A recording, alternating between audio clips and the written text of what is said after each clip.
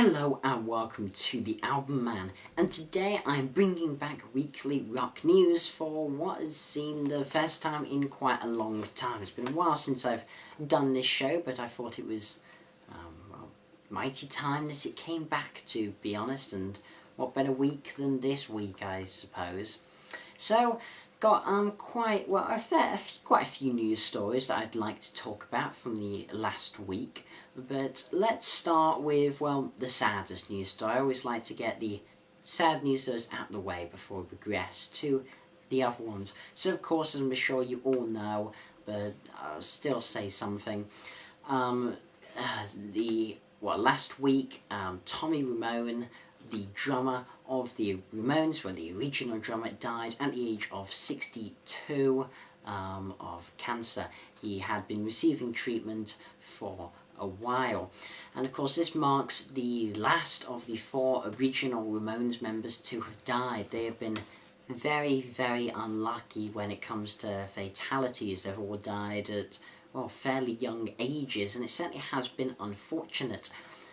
Tommy Ramone, he was on the band's first 3 albums, and he was still involved. I think he was involved in some reductions a bit later on, but of course was replaced by Marky Ramone.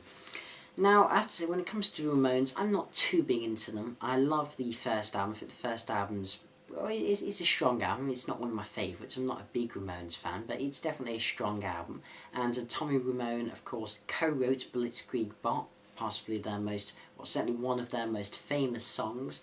And he also wrote on that album, I Wanna Be Your Girlfriend, which I have to say is probably one of my least favourite songs on the album, but he was a decent drummer with the band, and of course it's still very sad that he died. Something I did discover, though, was that he was Hungarian. I genuinely had no idea. Though that still doesn't describe when I was in Berlin. I came across, I didn't go to, unfortunately, but there was a Ramones museum in Berlin, the only Ramones museum, just did Ramones stuff. I'm not quite sure what the Ramones ties to Berlin were, but if you know, please do tell me, because I certainly found that odd. But yes, of course, rest in peace, Tommy Ramone, and play some Ramones for him, why not? So, the Scorpions decided that their final tour was too much fun to quit. So after a 3-year-long farewell tour, they decided to not call it a day, but in fact extend that day for a bit longer. I tell you, it's something I hate is when bands, they announce their farewell tours, they do a farewell tour, they trick you into thinking, oh my god, farewell tour, must buy tickets, must go see them before they go, and it's like, you know what guys, we're coming back. Oh, I wonder who else had done that. Someone who's just released an album this week, maybe Judas Priest. I mean, their Epitaph tour was a joke. I mean, yeah, okay, it was a fantastic tour and they played their best stuff. I'm not saying I regret going to see them, they were wonderful. But, I mean, it was meant to be their last tour. It clearly wasn't. They then like to say, oh, well, it's our last worldwide tour, which basically means, okay, they're probably not going to play South America, but if you're in the UK, then, well, certainly Judas Priest, I'm sure, are probably still going to play.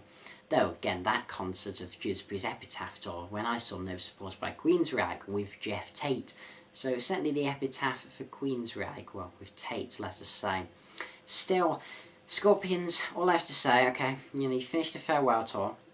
How come it didn't include England, the UK, anywhere in the UK? You didn't touch down the UK or even Ireland. The Scorpions fans over here, I mean, you might not know, but you used to be, pretty big over here. Everyone knows Rock You Like a Hurricane. You could easily play over here. Okay, probably Manchester Apollo or Hammersmith Apollo or that sort of level of venue. You couldn't play the MEN, but apparently you can't find a promoter. Really, you can't find a promoter who will put you up in the Apollo venues. Oh, come on, give us a break. No, I believe the reason the Scorpions didn't play the UK was because they were greedy and only wanted to play the MEN, and of course no bloody, or say MEN, basically a big arena style thing, something like the Echo Arena, MEN, I think Shepherd's Bush down in London, big sort of arenas in the UK. And they're just not that level over here, and I think they just got a bit greedy. Hopefully they'll still come over to the UK. I'd love to see them, but it's not looking great. There's another not great touring news story as well. So Joe Bonamassa, one of my favourite guitarists of all time, if not my favourite guitarist of all time. I've said for a long time I rate him right up there alongside the greats, and if not exceeding them. I think he's just a wonderful guitarist and songwriter, and I really love what he does. What I don't love is his ticket prices. So let's elaborate. He basically decided to announce 4 nights at the Hammersmith Apollo venue in London, England. Now he did a similar type thing with London, I think in 2012, maybe 2013, 2013 I think it was last year, called the Tour de Force, in which he played 4 different venues in London of varying sizes, and he recorded them all. He's released them all as DVDs, and I think he's planning to release some, if not all of them, as CDs. That was an interesting concept. So, you know, he decided to do this 4 dates at the Apollo. Okay, pretty cool. You know, I wanted to get tickets, certainly. Joe Bonamassa song I like, it's possible. I mean, Liverpool's not the easiest to get down to Hammersmith Apollo, but it's possible. I thought it'd be pretty cool. Then I saw the ticket prices. And it's just utterly despicable and ridiculous how much he's charging for tickets. For the standard seating in the stores or circle, it is about £117. £117, with I think there seems to be some cheaper tickets for £70. And then if you want to stand at the rear circle, okay, that's more £55, which is slightly better. But standing at the rear of the circle, it's not really worth it. You're going to have a pretty crap experience standing there. Seriously. But for decent seats, £117. Now, it wasn't cheap when I went to see him at the Blackpool Opera House in 2012, but I can tell you it was nowhere near £117. I'm sorry, that is Rolling Stones level of ludicrous pricing. And you can say, oh, well, it's promoters, you know, the promoters, they're to blame. Yes, they are to an extent, definitely, but I still think Joe Bonamassa, as much as I love and admire his music, and as much as I dislike the term of sellout or various things like that, this certainly reeks of corporate rock, reminding me of Eric Clapton and the amount of money he certainly seemed to charge for his shows. This is certainly very corporate. And you can imagine, you know, the type of people who'd be able to afford these shows. It's just very elitist. It's excluding a large proportion of his fans who can't afford to spend £117 on a ticket. I just think the whole thing's ludicrous. I think that much for a concert is just a stupid amount of money. And I really think he should be ashamed of, you know, charging that much. I mean, particularly, I picked up recently his album, The Ballad of John Henry.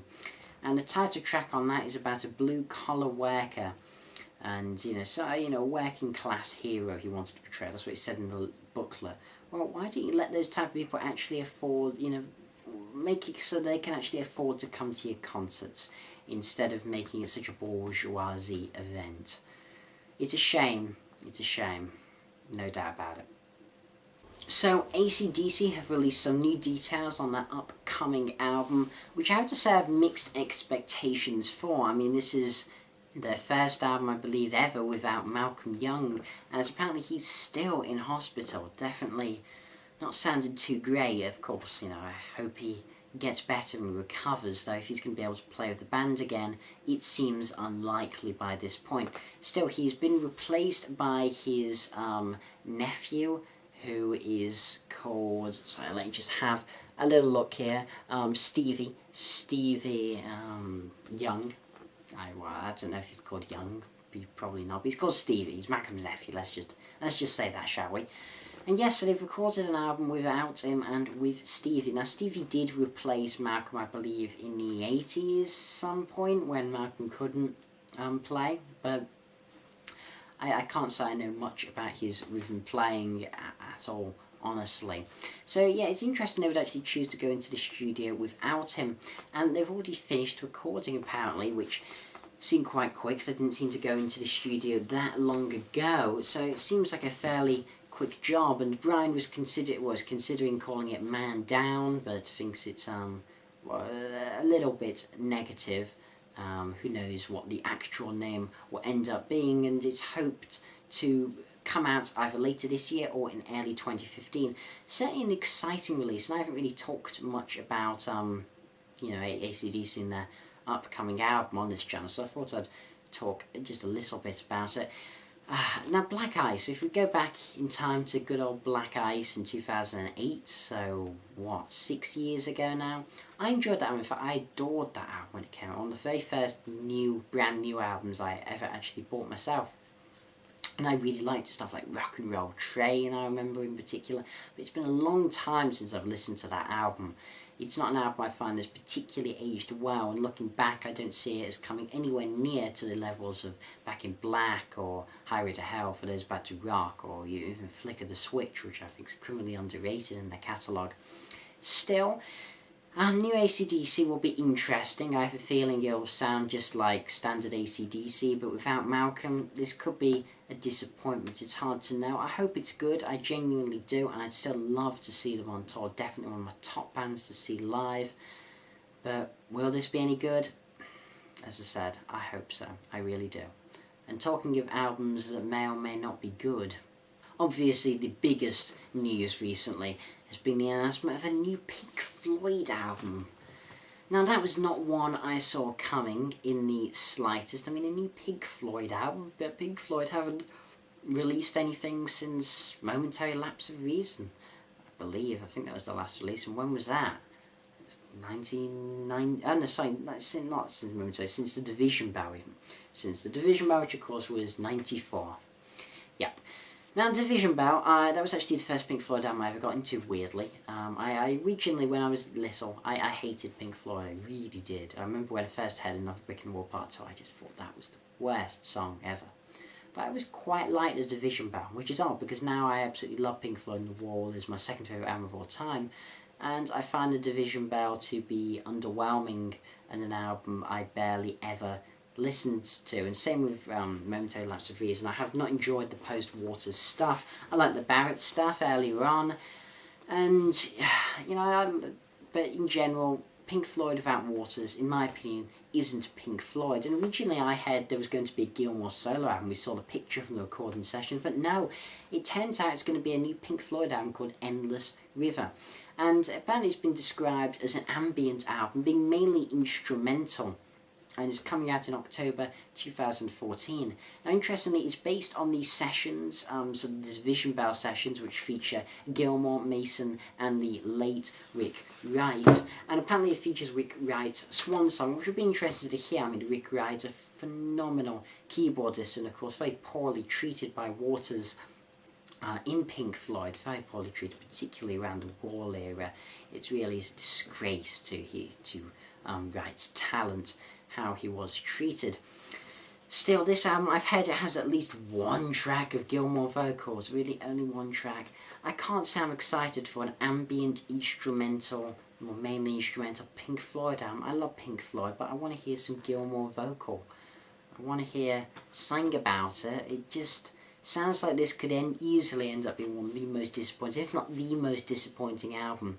What would make it disappointing? Simply anything with the name Pink Floyd carries so much expectations. Pink Floyd, the same name that released Dark Side of the Moon, Wish You Were Here, Animals, The Wall, Medal, Piper at the Gates of Dawn, so on. They have such a phenomenally great and rich history that anything is going to carry so much expectation. I don't believe they can live up to it. I don't believe a Gilmour, mainly ambient album. I imagine it's going to be like Gilmour's last solo album, that On an Island thing, which was meandering, a bit ambient, and just dull as all hell. And I think this is going to be quite dull, with maybe the odd exception. I'm very sceptical for this. I genuinely hope I'm proven wrong. I hope this is a very enjoyable album. But at the end of the day, I've got to be realistic here, and I don't think it's going to be. So that's all I have to say about this week's news. This has been TheAIbumMan. Thanks for watching. Comment, rate, subscribe, and as usual, long live rock and roll.